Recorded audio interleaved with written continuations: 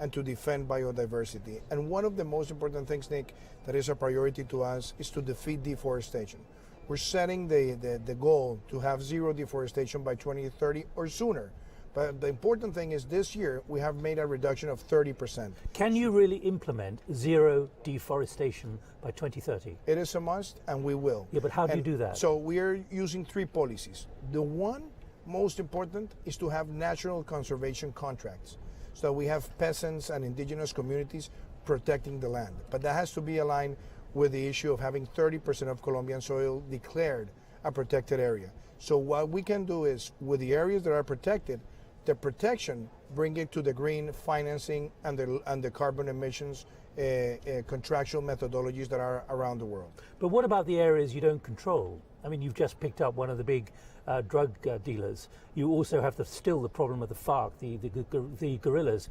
How much do you really control the areas you're going to deforest? That's a great question, because we launched the Artemis campaign with the Colombian military and the Colombian police. It's the first time that we have put the fight against deforestation as one of the most important elements in our national security policy. Is it as important as fighting guerrillas and drugs dealers? It's at the same importance, and let me show you why. Because all the businesses are connected. For every hectare of coca, 2 hectares of tropical jungle are destroyed in Colombia. So fighting deforestation is also one of the most important priorities to protect Colombia and its strategic land. And something that I want to raise, Nick, when we have gone to the territories that have been under the influence of armed groups and we bring the national conservation contracts, the peasants prefer to go this way than to be pressured on illegal businesses. How then do you invest in deforestation? That's going to be a key initiative from this meeting of COP. How do you invest in it, maintain control and make sure the money doesn't go to the wrong people? We did something 2 years ago in Davos. We joined the 1 Trillion Trees Initiative, and we made the commitment to plant 180 million trees in Colombia, where by the end of this year we'll have 120 million already planted, and we will accomplish the 100. You're sure about that? Yes, absolutely sure. And we have a monitoring system where we know day by day how are we running on the target. But the other thing that you mentioned is, how do we make this viable? That's where green financing comes in place. If we declare protected areas and we get the protection to be part of the carbon market, and companies and governments that want to neutralize their CO2 emissions can buy those credits derived of those objectives, Colombia will be able to mobilize massive amount of resources to protect this land. You come from business before you became president. What do you believe is the real feeling of business people, the corporate leaders, about the potential for a green revolution, a green economic revolution in Colombia? Well, one of the things that we have promoted in Colombia is the concept of the B Corps, which are benefit corporations. They do well, but they do good. So we want Has to that been accepted by a significant number of the corporates? Well, and actually we have today 1,000 companies that are already registered as B Corps in Colombia, but we already have 105 companies that have committed to carbon neutrality by 2050. So I believe the private sector has realized that they also have to build trust with their consumers, and the best way to build that trust is also to show their commitment to achieve these goals. But one of the key issues here in Glasgow has been the fact that nature has not been costed. Look at the, dare I say, the rape of Colombia, many parts of Colombia. That's what stopping deforestation is about. Do you reckon that your business leaders will understand that nature has to be seen as a financial cost, not something they can just exploit? Well, I think the most important thing, Nick, is that we come here to Glasgow because there's no planet B, and we have to respond with an agreement. And Colombia only represents 0.6% of the world greenhouse gases emissions, but it's one of the top 20 most threatened countries by climate change.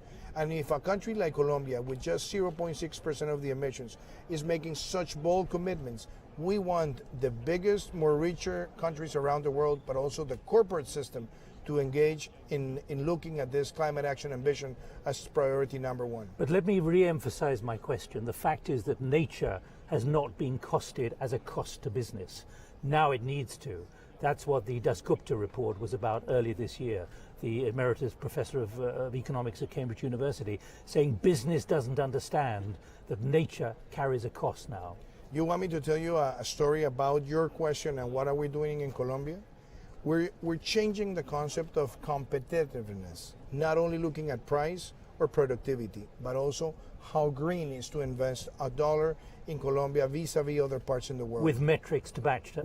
With metrics, and we have done this with the private sector in Colombia. So we have demonstrated that $1 invested in Colombia with a cleaner energy matrix, with more protection of the areas, and also connecting the population to reduce the individual carbon footprint, makes a better case for our nation, and it makes a better reference for other countries in Latin America. Now, one of your policies has been biodiversity, with the city spelled C-I-T-Y. What progress do you reckon you've made on that? We have 11 cities in Colombia that have committed to this strategy. Because at the What end, does it mean? So we want cities to be good in the way they have their energy matrix, to be better in waste management, reduce, reuse, recycle, the private sector to engage in conserve protecting when they produce. And we also want something that is very important, clean mobility, reduce individual carbon footprint, and have a big commitment of citizens to plant trees over certain periods of time. Do you reckon you've really begun to change the mindset, though? Because that's something which is bedeviling every political leader here. You know the scientific problem, but you've got to convince the people they've got to change. At the end, Nick, we're in the great debate of the 21st century. Climate crisis is the most important issue of our time, and we need to act all together. And that's why I celebrate that in Colombia, the national government, the local governments, private sector, foundations, academia, we're all joining our strategy to become a carbon neutral country by 2050. And I think that is a very important mindset change. Final thought, if I may. In the end, your presidency has been a problematic presidency because you've been bedeviled by so many other social issues. I don't have to list them here. Do you regret in some ways that you weren't able to make more of sustainability? Well, I'll tell you this. I am very happy that dealing also with the pandemic for almost 2 years, we've made the most important social reforms in Colombia. But you had a big protests on the streets as well. Yes, we did, as the world has seen it not only in Colombia but elsewhere. But the important thing, Nick, is that we have been able also to respond to the people. In what way? We have made the biggest social investment ever by a government in Colombia's history, and we have achieved free public university education for the middle class, the emerging middle class, and the poorest of the poor. We've reached the biggest sales ever in low-income housing in our nation. And more importantly, we have made all these reforms so that Colombia becomes a leader in environmental policies around the world. And how does that affect sustainability? How people live at home, what they buy, what they eat? You're a big meat-eating nation. Well, I think we're trying to create this concept of being able to, each one of us know, how can we reduce our individual carbon footprint? And that means, how do we mobilize? How do we eat? How do we consume electricity? How do we consume water? How do we recycle? Because at the end, this is not just the government, it's all of us. So being able to have a clear set of information that citizens can look at, that can work with applications to know how big their individual carbon footprint is and how to reduce it, is something that is also going to engage Colombia in the next years. That's a huge challenge, President Duque. Thank you very much indeed, Nick, for sparing time. I appreciate it. Nice to meet you. All the best. Take care. Bye-bye. Well, let's pick up on those critical issues of the scale and the nature of nature now, particularly in the overwhelming matrix of what is now being examined here in Glasgow. I'm joined by Harvey Locke, conservationist, to talk about this. And the framing in many ways, Harvey, is the Dasgupta report of last February, which said very clearly, nature is not factored into economic judgments. What's your assessment? Well, the importance of the Dasgupta report is it made it clear that we live on Earth and that nature is not an externality. It's in fact the context for everything we do. And we have to shift our thinking in that way. And one of the important things I heard him say when he was speaking to his report was, sometimes we have to do a little bit less, not do more. We need to sort of back off and give the Earth room to function. And this is where the engagement of nature and the climate is so important. We can't solve the climate crisis without protecting nature, and we can't solve the biodiversity extinction crisis without addressing the rapidly changing climate. So we have two sides of the same coin, and this COP is exciting because one of its three goals is to talk about ecosystems and biodiversity and how that's part of the picture relating to the climate crisis that we now face. But that was 8 months ago. Do you think there has been a significant change? I would suggest to you, from my analysis and observations, that there's been remarkable engagement on the fact that up to now, nature has only been an externality, that now it's got to be at the heart of all cost. I think it's very exciting, like right down to the agenda of this COP. Nature's on the agenda, one of 4 points. It wouldn't have been a year ago. Oh, certainly not. In fact, I'm a nature expert, if you will, and I've not been in that capacity at one of these COPs before. I tend to be going to the biodiversity COPs. So what we saw in the G7, there was an important moment in the G7 when they'd issued a 2030 Leaders Nature Compact that said the world must not only be net zero, it must also become nature positive. And those leaders all pledged to focus on bringing these two things together this year. And this brings out ideas like protecting at least 30% of the world by 2030, halting and reversing nature loss by 2030, stopping extinctions. We also need to think about supply chains and sustainable production methods. But now we're thinking about the whole picture. And really, it's a return to basics. In 1992, when the Rio Conventions were signed, which is what this climate convention is, we call it the Paris Agreement, but it's a Rio Convention. When the Biodiversity Convention was signed and the Desertification Convention were all signed, we knew we had an integrated problem. It was called the Rio Earth Summit. Now here we are finally back in Glasgow talking about the integrated problem of the Earth. So in a sense, we're having a Glasgow Earth Summit with the climate being such a paramount issue in everyone's mind. But, you know, none of the climate models work if we don't get the nature part right. In 15 seconds, if you can, Harvey, do you believe there has been an incredible movement of forward movement in the last few months, which means that even if there isn't technically an agreement here, there's substantive stuff which has essentially been agreed, which should give us grounds for optimism, even if not on speed?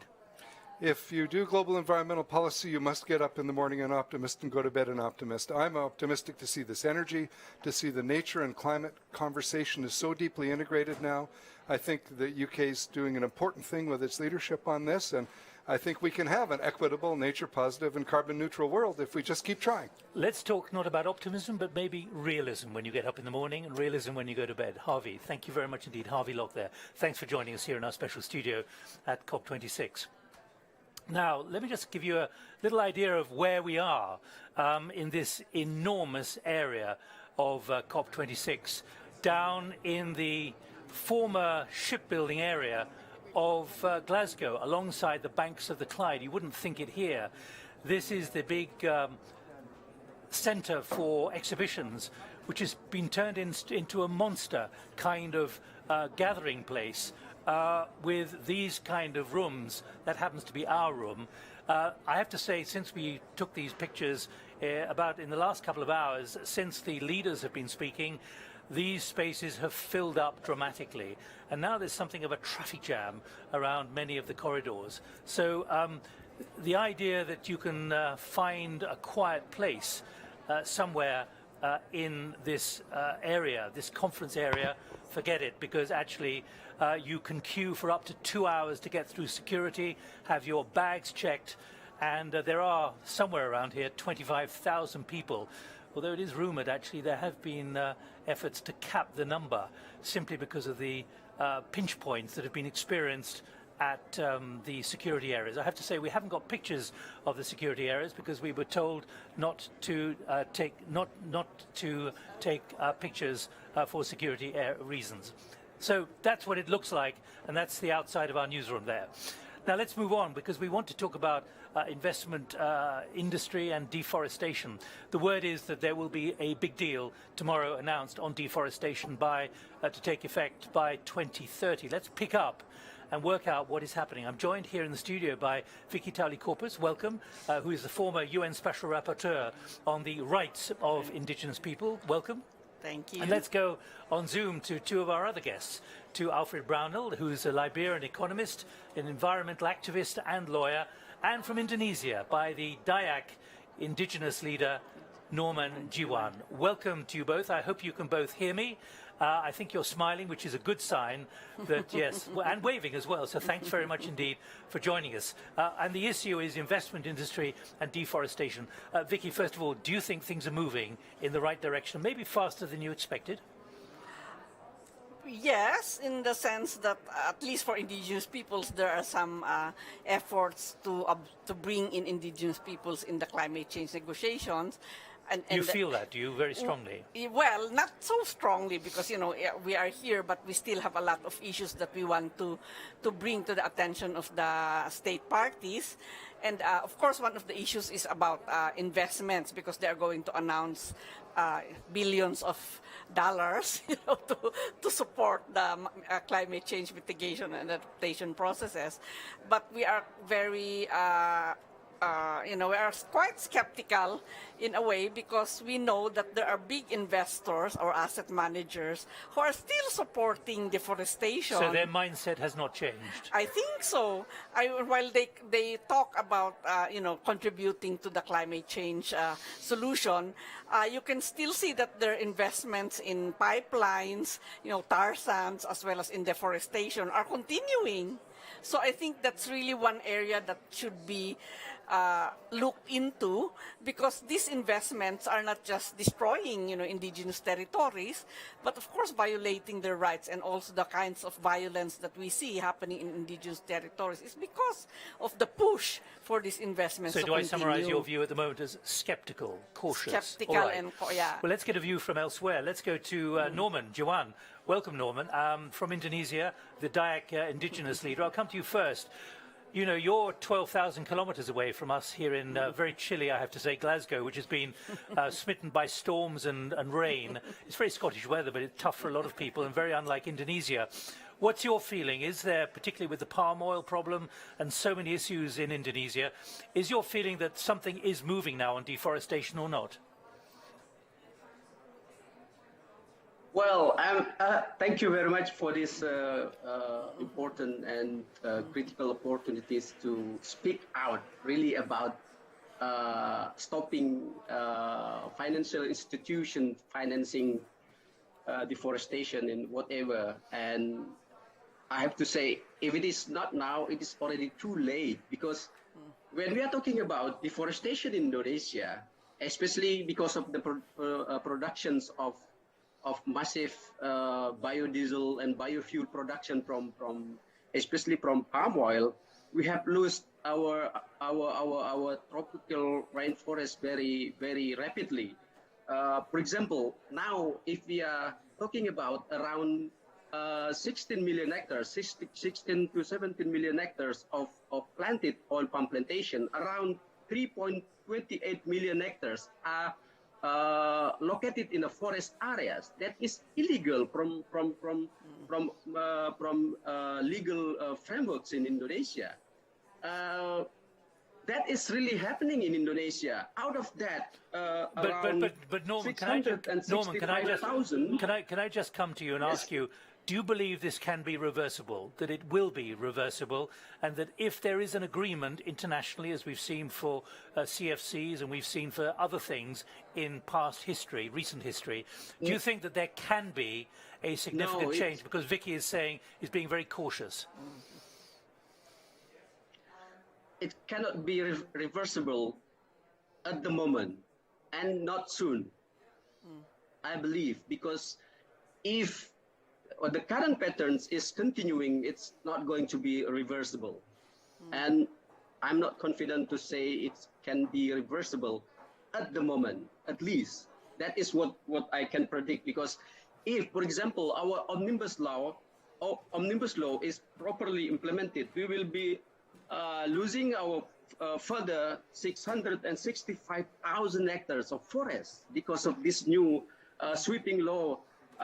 Undermine what already weak protections of legal frameworks over our natural tropical rainforest, because massive expansions of agribusiness, especially for the productions of biodiesel and biofuel from palm oil, and also tree plantations. Vicky already mentioned that we are not only skeptical because of the development, it's really not in favor of our call for stopping deforestation. All right, well, Norman, let me go to Alfred Brownell, if I can, to the eastern United States, a Liberian environmental activist and lawyer. Alfred, welcome. What is your reflection listening? We had two very cautious, really quite negative voices here. Is your view the same? I'm sorry to have to agree with my colleagues. The train has left the station. The train has left the station. There's serious issues, especially in terms of the sort of investment that we see. We have nothing bold and visionary financial leaders to ensure that the assets that they manage and the investment that they make in the area of deforestation, that they can find a way to curtail that. What we see are statements like we want disclosure, but disclosure by itself is not sufficient. We need to ensure that disclosure is aligned with accountability, transparent processes, and to ensure that the commitments of free, prior, informed consent is fully embedded into that process. This is not what we're seeing. So we have to go beyond just the statement by these asset managers, by these investors, that they have the whole commitment to no deforestation. Just saying that is not sufficient. We have to see actions on the ground. When you say you're committed to no deforestation, how do we see that transform into tangible actions on the ground? Well, when you say you are committed to the rights of indigenous people, how do we see that translated on the ground? Let me press you, Alfred. We're not seeing that across the globe. Let me press you then. If there is to be a deal, and if it is, say, to be announced tomorrow, Tuesday, what impact do you think it'll have on the economic and business interests who've exploited forests for decades? Do they think they can still get away with it, in your view? Of course, the system is still towards them. We have a business model that caters to them. They drive this system. They own this system. That's why we see the massive amount of deforestation. We see the massive amount of inequality. We see the attack on environmental and land right defenders with impunity. They always have the seat at the table. We are the ones who have to come and continue to beg for a seat and for a voice to be heard. So this is what we have. The decision at Glasgow has to be fundamental in the way that puts indigenous people, that put land and environmental defenders at the seat and ensure that there is tangible, binding commitment. We cannot have the whole process of self-reporting. Over the years, this is where we have come. Asset managers, investors, institutions have had a whole paradigm. We are committed to report. We are committed to disclose. We have to go beyond just that self-reporting process to ensure that there is binding commitment. So we are hoping that Glasgow, at this time, will put into place really binding commitment so that there's accountability for those who have used their trillions to engage in the destructive development and have compromised the rest of indigenous people, and have compromised their history, their culture, their tradition, their sacred areas. Vicky, let me pick up on that. Two important words there that Alfred used, impunity and the phrase self-reporting, that until those are actually killed, essentially it will not be a success. Do you agree? I agree, definitely. You know, we ourselves have experienced these kinds of impunity where no justice comes to the victims and the perpetrators are not brought to justice. So if that's the kind of situation we see, then the change that we want to bring about is not going to be there. But is a glass filling better than a glass which is not being addressed? Well, a glass filling is, of course, better. You know, if the glass, the contents of the glass are really good decisions and good and very concrete measures. All right. Well, let me ask Norman as well. Is the glass filling in the right direction, or do you remain so skeptical that you believe it really cannot make an impact, particularly with that phrase of self-reporting? Well, no one really wants to self-report in a way that incriminates them, and also that word impunity. That is a very important question, and I have to say we can do, and I can see this the glass being filled in the right direction from the indigenous people's perspective, or practicing since time of immemorial how indigenous peoples are working and exercising their traditions in protecting forests, not from the other side of the people who self-reporting for protecting forests. I believe that is not the way to stop deforestation. If you just want to do self-reporting without really changing or stopping the deforestation, it's nothing. It's nonsense.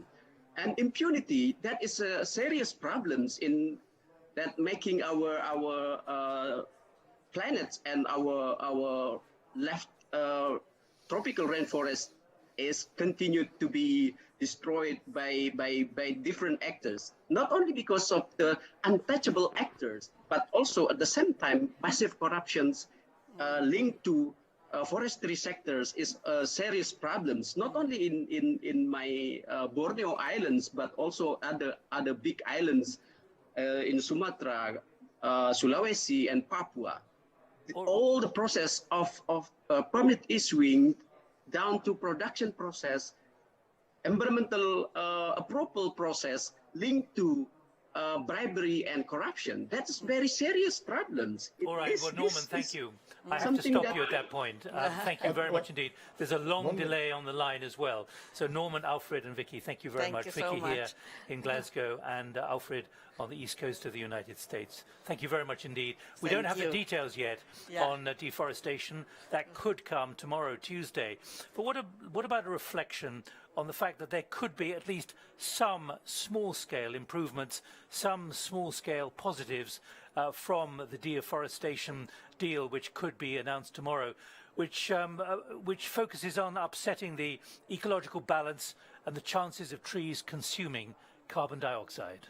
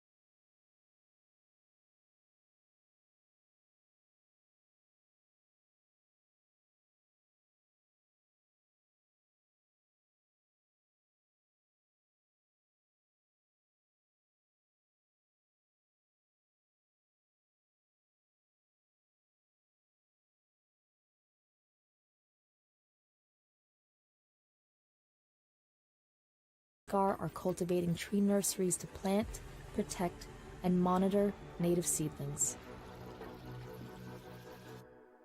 Rainforest restoration programs around the world are slowly rebuilding complex ecosystems from the ground up.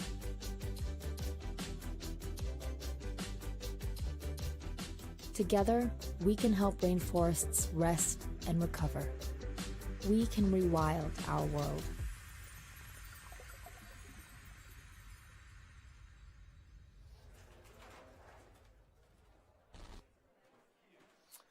That reflection there from Re.Wild, reflecting the kind of deep concerns, as we heard in the three-way discussion beforehand.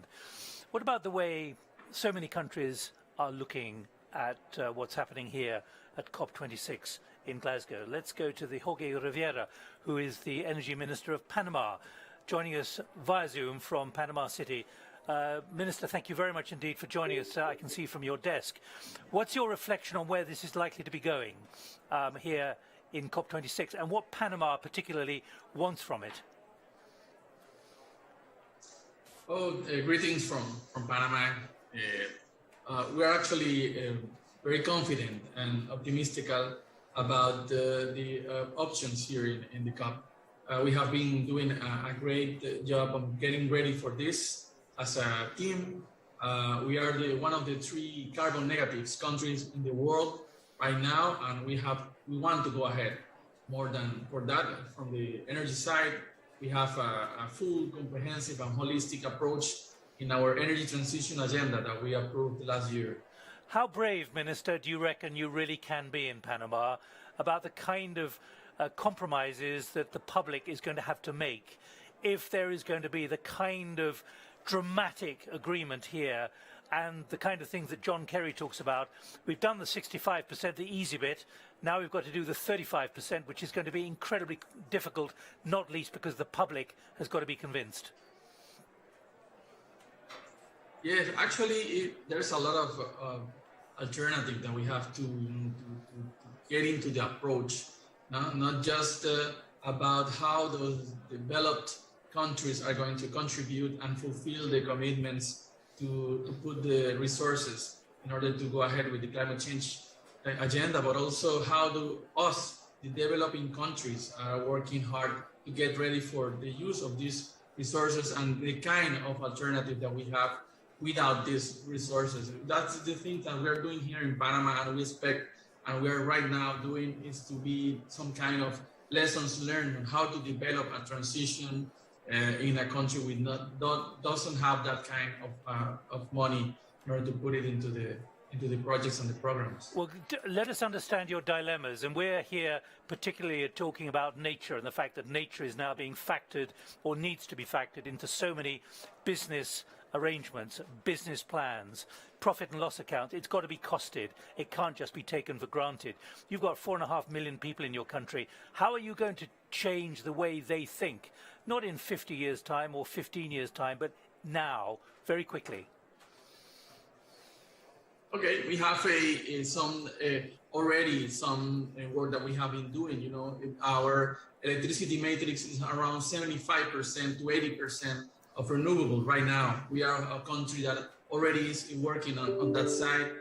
We have plans for involvement of the citizen. We have plans for the involvement of the communities also in this process. And we have developed economic impact approach of this. How do we, the numbers can make us go ahead. It's not only good for the environment, it's not only good for the climate change fight again, but also it's good for economy, for the businesses.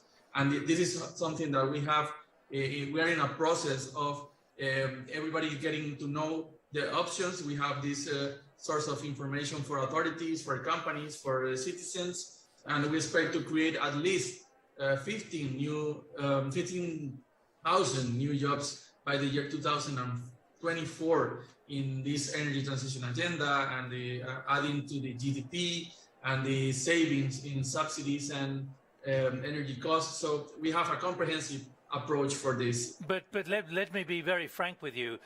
Whether you're Panama or the United States or you're China or you're Russia or you're a developing country in somewhere in Africa, there's the business of convincing people that this is a very serious planetary existential threat. How much is that now central to your government's policies going forward? You've got to be re-elected, you've got to be popular with the people, but the people are not going to like some of the things you're going to have to introduce as part of the adaptation and mitigation plans.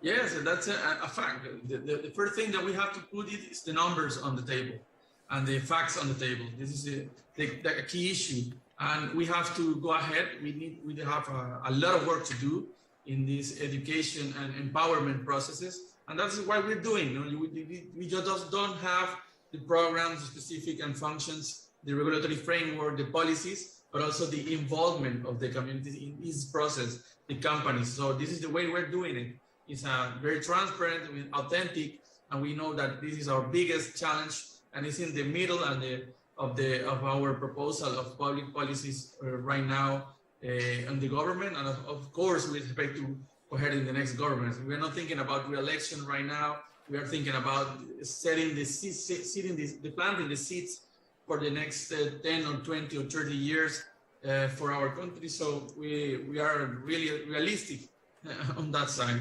All right. Well, Minister, thank you very much indeed. Jorge Rivera, the Energy Minister of Panama. Thanks for joining us live from Panama City. Let's move now to Kevin Conrad, who's Special Envoy for Climate Change for Papua New Guinea, rather different to Panama City and Panama, and the Executive Director for the Coalition for Rainforest Nations. Let me talk to you specifically as Executive Director of the Coalition for Rainforest Nations. And you heard, I think, probably the discussion which we were having with three involved in deforestation and essentially the raping of the rainforest. What's your reflection on the potential for some kind of deal tomorrow, and whether it's deliverable by 2030, and whether those who are involved in rainforest exploitation will even respect it? Well, the fundamental principle is simply this, that once forests are valued more alive than dead, we can actually reverse global deforestation. Are we on that point? We're not nearly there. So the problem I have with what's to be announced tomorrow is that there hasn't been a costing. So we make a political statement, let us all together reverse global deforestation, but nobody knows how much it will cost. So it's a vague sort of declaration of principle, is it? Well, there'll be a lot of window dressing. There'll be a vague declaration of some key principles. There's some great announcements. And let me say, anytime we focus on nature and its role in climate, it's a good thing. But if we build false expectations, if we just have an announcement and there's no there, right? And that's what we need. If we're going to roll back global deforestation in the next 10 years, we have to get resources ready and deploy them quickly and urgently, or we will fail. One of the things that has always bedeviled discussion, not just of rainforests, but so much in the climate emergency, has been data. Do you think there's now adequate data which proves beyond all doubt what is needed, how it can be done? Well, whether we like it or not, about every 17 days a satellite is taking a picture of all of us. So we can track almost in real time 2 3-meter square pixels what's going on in the rainforest. So we have available data today, so we can prove this without a shadow of a doubt when a country is reversing its deforestation and when it's expanding its carbon stocks. The problem is not data. The problem is resource. Countries have already done it. Under the red mechanism here, about 13 countries have already reduced 9 gigatons of emissions from slowing rates of deforestation, but they've only received payment for about 4% of that. So right now, developing countries are doing their part on their own backs. We heard in that discussion there impunity and self-reporting essentially being very damaging from any chance of full transparency and accountability. Can that be somehow systematized in a way which means it doesn't happen in future? It's already systematized. Under the Paris Agreement, the UNFCCC already hires independent reviewers to review the satellite data and verify what's happened. So the RED Plus mechanism already does that. It's just that most of the world doesn't understand how it works yet. Who does? Those involved in this agreement, and we need to do a better education of explaining what has already been achieved and accomplished under the Paris Agreement. Are the exploiters also very good? They understand it. They found their ways around it. It's hard to hide a felled tree from satellite images, right? Or even locally. But again, the problem is, as long as we can put resources valuing the ecosystem services of forests, then we can win. If all we're trying to do is run around policing, we will fail. Let me put something else to you. One of the things that more than several large corporates have said is we're not going to buy in future from something which has been produced unsustainably and has not reflected and respected Right. legislation. I don't need to name the companies, but you know what I'm talking about. They're under pressure from shareholders. They're also saying it's a condition of you being a supplier to us that you will produce, say, timber in a way which means you are totally accountable, you are totally transparent, and therefore we know exactly what you're doing. Is that having any effect?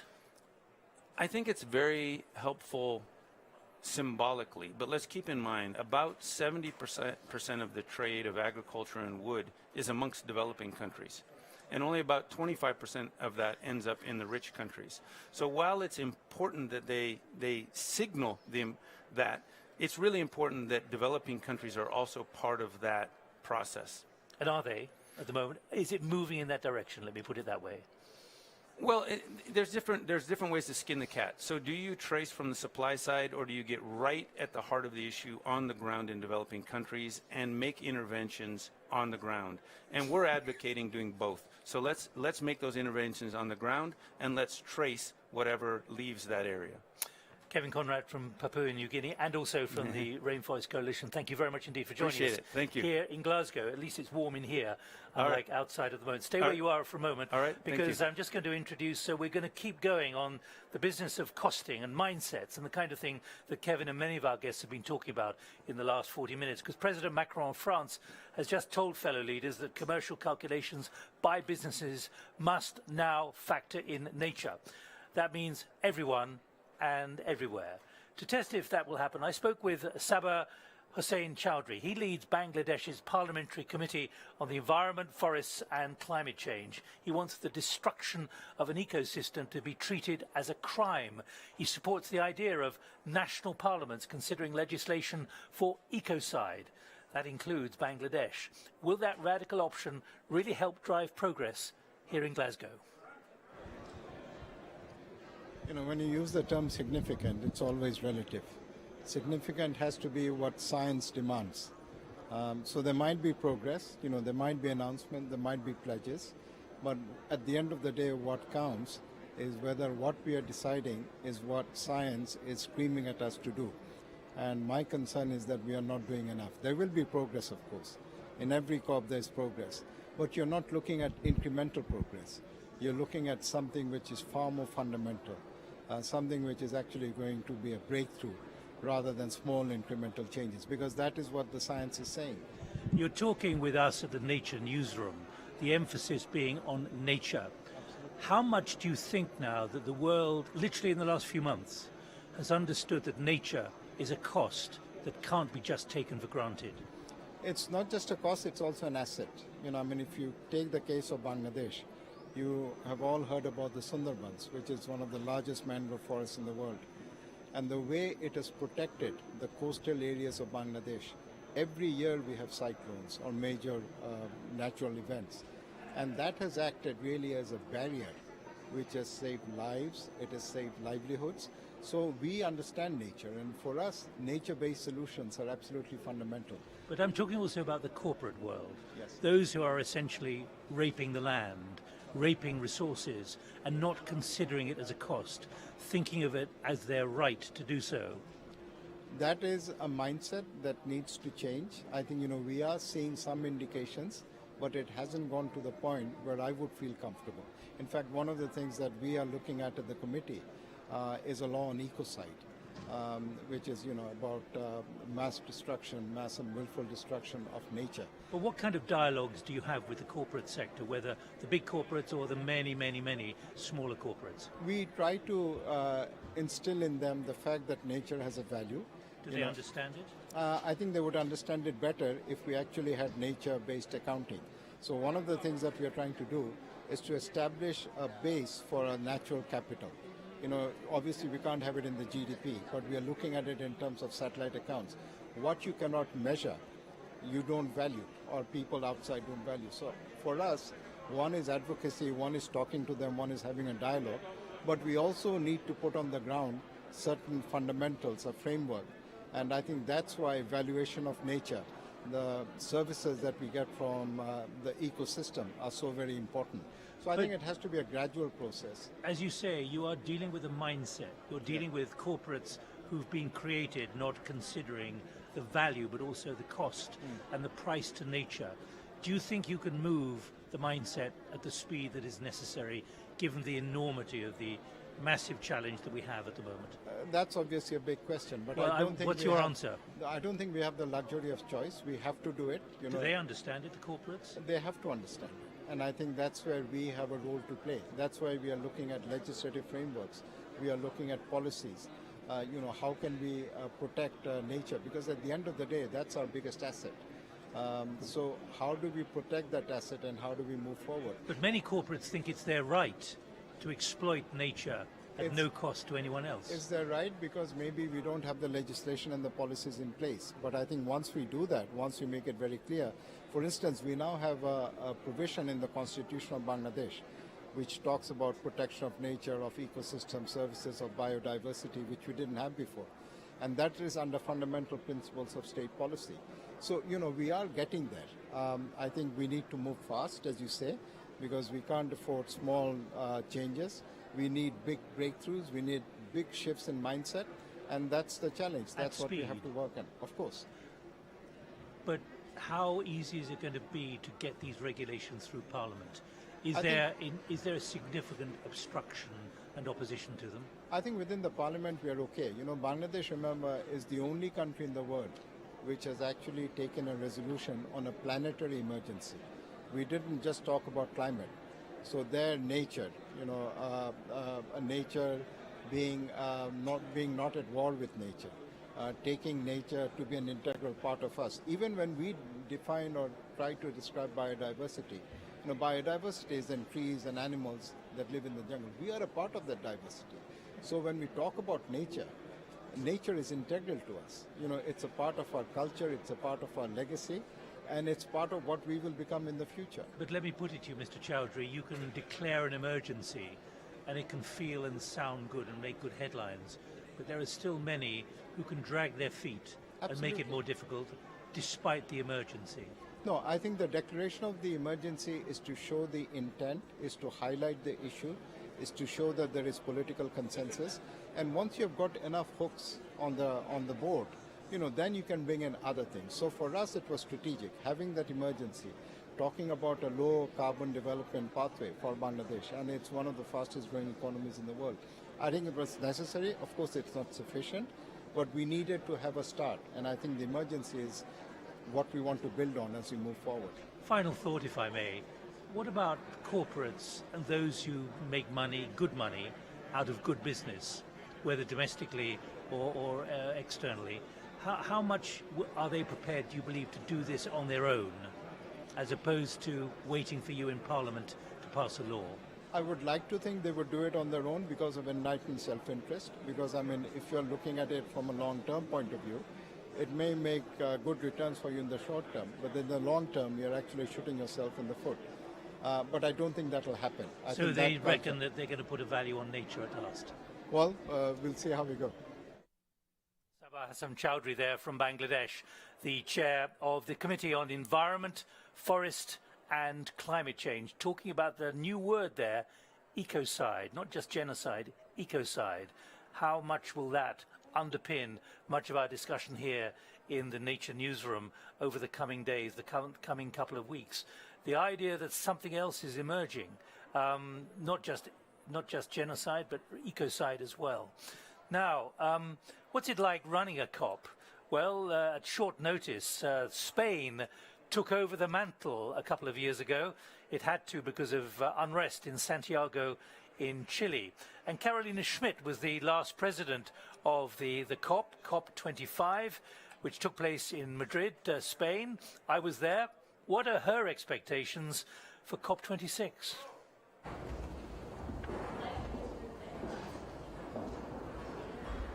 We need in COP26 to have three main, solutions for that. One has to be to go for ambition, to really fill the gap that we have an ambition.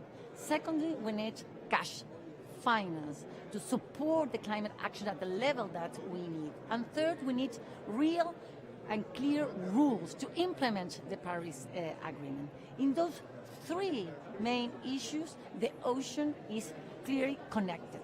So we need, to increase ambition and the climate action in the oceans. We need finance to really be able to implement the ocean protection, and we need clear rules, and that's, is one of our main goals, is to agree on the protection on 30% of all the oceans in our planet to really save the ocean for the climate action. There's no green in the world if we don't have any blue. 2/3 of the planet are covered by the oceans. and the ocean are the main regulator of climate.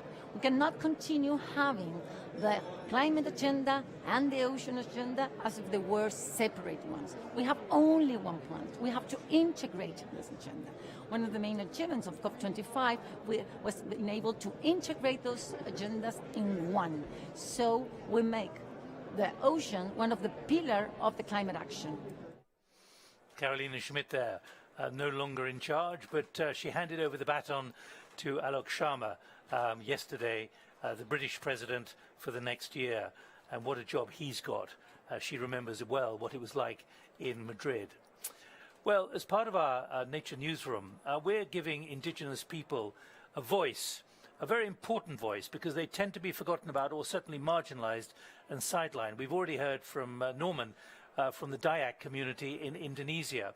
Let's go back to Indonesia, where Indigenous people do play a critical role in working to conserve the environment, as we were hearing from Norman. Customary lands are their main source of livelihood, but these customary lands are not always recognized by the authorities.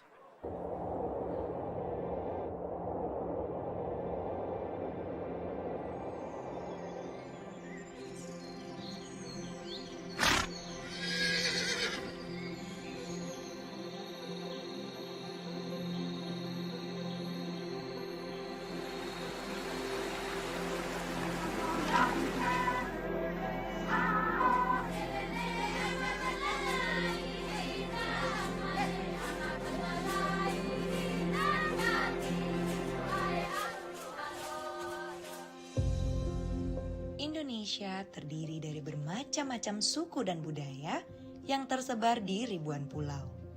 Di alam Indonesia, terdapat masyarakat adat yang hidup dan menjaga wilayah adat. Meski kini modernisasi telah menjadi bagian dari masyarakat urban, masyarakat adat tetap setia dengan nilai-nilai yang mereka anut. Masyarakat adat berperan penting dalam menjaga kelestarian lingkungan di wilayah adat.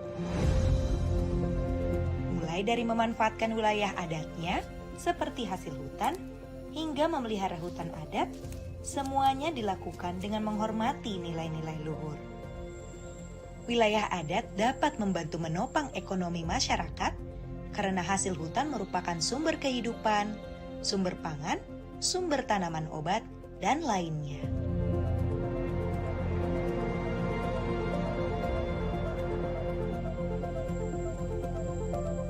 Hutan adat yang terjaga dengan baik membuat kita, masyarakat urban, juga bisa merasakan manfaatnya.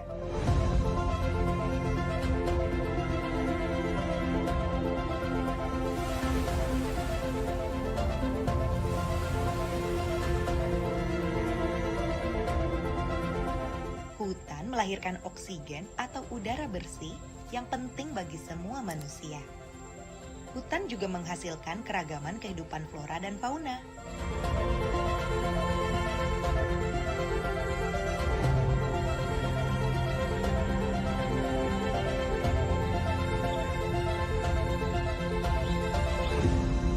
Walaupun wilayah adat memiliki peran penting dalam keseimbangan alam dan ekonomi masyarakat, keberadaan wilayah adat belum mendapatkan perlindungan hukum. Padahal, dengan adanya perlindungan hukum, masyarakat adat dapat mempertahankan kawasan yang dianggap sebagai wilayah adat dari masyarakat adat.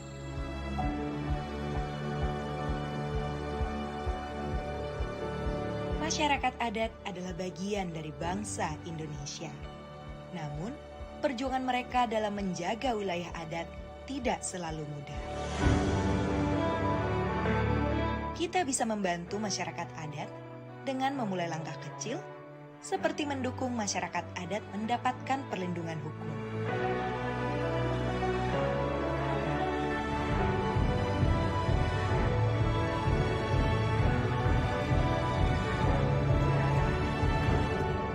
Ikuti terus informasi tentang perkembangan perjuangan masyarakat adat dalam mendapatkan perlindungan hukum di situs aman.org.id.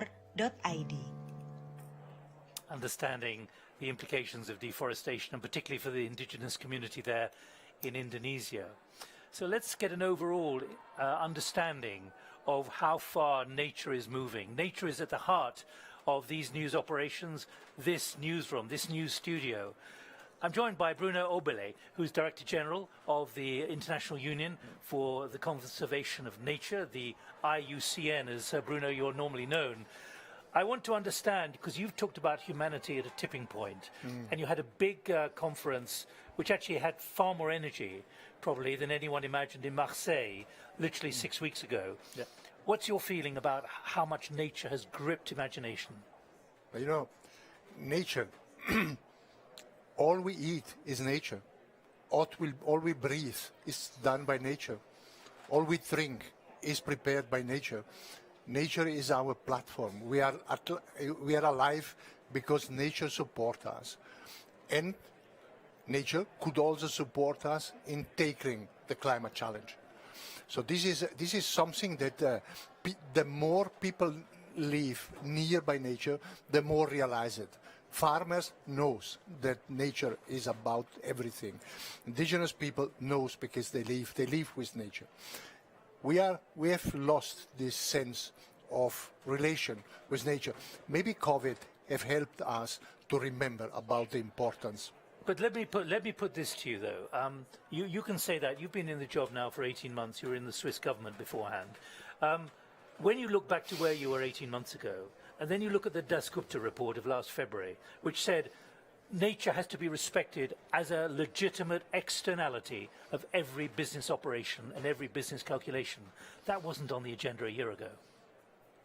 Dasgupta says even more than that. Dasgupta is challenging the concept. It's a long report. Yeah. It's challenging the concept of sustainability. It has a three-pillar system with social, economic, and environmental. Dasgupta says very simply what it is. We are living on a platform, and this platform is nature. All we do is related to nature. And this is a fundamental truth that we have to keep in mind when we plan our activities. We are in the last decades, we have taken from nature, we have used nature to do everything we need to do. Look here around. The table is wood, is nature. The book is paper, it is nature. Your clothes, my clothes, everything is coming from nature. We have taken and taken and taken. And now nature is sending signals that it doesn't can anymore. And now we have to stop taking so much and reinvesting, giving back to nature. But let me put it to you, you use the word plan. I'd like to add the word costing, because in other words, there's got to be a monetary value. It can't be assumed to be a green and verdant country, land, which you can then take apart with bulldozers and everything else. You know what I'm talking about. In other words, how much do you reckon the business is prepared now to cost nature? I don't think it is yet in the mind of everyone. Is it moving in that direction? But it is moving in that direction. Business has learned a lot from the climate debates, and this is simply the next wave of elements that have to be incorporated in the business calculation. Remember, 40%, even more than 40% of the global GDP is linked to nature. If we lose nature, we lose GDP, we lose growth, we lose jobs. And transforming our economies in a way that respect nature, this needs new products, new services, new infrastructure. At speed. And all of this, what it is a huge opportunity for the economy. It is the Marshall Plan, 10 times bigger than the Marshall Plan. It is about investing the money to transform our socio-economic system. But I'm reading here, Bruno, from your Marseille Manifesto, paragraph 3, right at the top. Our window of opportunity to respond to these interlinked emergencies and share planetary resources equitably is narrowing quickly. Now, that's very diplomatic language for saying we're in a race. And that's what Boris Johnson said right at the beginning today. He said we're in a race against time. Yeah. Do you think your members, and I gather it was a very vigorous conference in Marseille, almost surprisingly vigorous, that there's a real grip which is overtaking the business sector, the political sector, to understand the core of what the IUCN stands for, which is making sure nature survives. I don't want to appear a naive believer that everything is happening. It is difficult. It is a challenge. For an entrepreneur to spend money in a specific direction, it needs to have a certain amount of guarantees that the regulations are following, that the governments are creating level playing fields, that the customer understands the message. On the other side, the governments have to have a majority to push new regulation through, and the customer, to make the right choices, need an income that is high enough and needs to have opportunity to choose. So it is all the systems that have to evolve in that direction. We have to make, and this is the reason because we're speaking about a transformational change, and these have to go quickly, and this is only possible in a broad alliance between political world, economic world, and societal world. But you make a point here, respecting and harnessing the perspectives and agency of all citizens. Yeah. And what is coming through loud and clear is that the next generation in particular is becoming very impatient, very anxious. And Boris Johnson said here today, on behalf of the leaders, we're at 1 minute to midnight, which is a reference to the nuclear war, because we were 1 minute to midnight in the nuclear war. Is that the way it feels in your organization? Yeah. Is that something you're mobilizing for? This is for sure. In ICN, we are aware about the fact that we don't have so much time, that we don't have time to waste. Maybe to say 1 minute to midnight is even very optimistic. It is something that we were telling when I was a young person. I was also very impatient and was also very anxious about the future, and we were telling it is 5 minutes before midnight. We have lost a lot of time. We have moved partially in the wrong direction, and this obliges us now to turn very quickly in the right direction. The urgency is here, and I think it is also slowly in the business world and in the political world. So let me, final question, let me ask you, what's your vision then of how this can be achieved? Because for the United Nations Environment Agency made very clear that we're lucky if we've got 8 years. Lucky if we've got 8 years. Mm-hmm. Franz Timmermans, one of the vice presidents of the European Union, says we've really only got 2 years. In other words, there's an emergency, there's an urgency to the emergency. Yeah. And how, therefore, can you engage on this? Taking the right decision, in putting the political signal right, in making investment in the right direction, in using the right information when we are consuming. All of us, they are asked now to take the right decision in the right direction at the same moment. I don't know if we will succeed, but what I know it is that we have to succeed. You've got to try. We have to succeed because it is our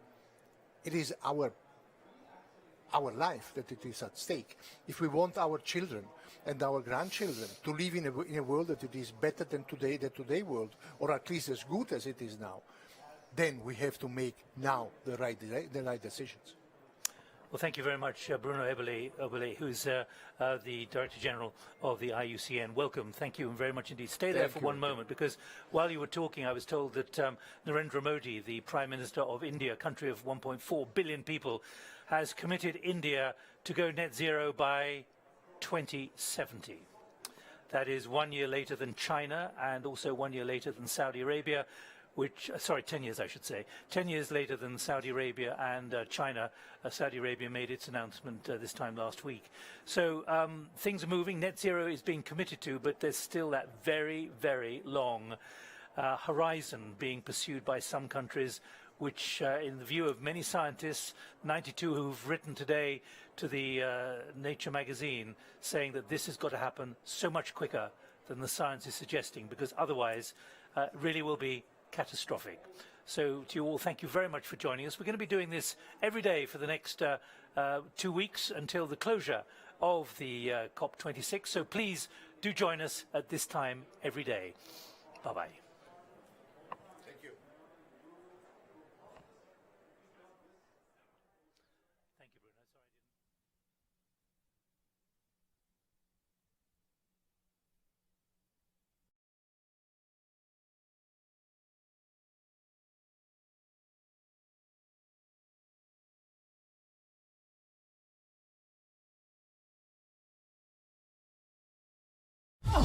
Are you using Liberty Mutual's coverage customizer tool? So you only pay for what you need. Sorry? Leo, you're an animal!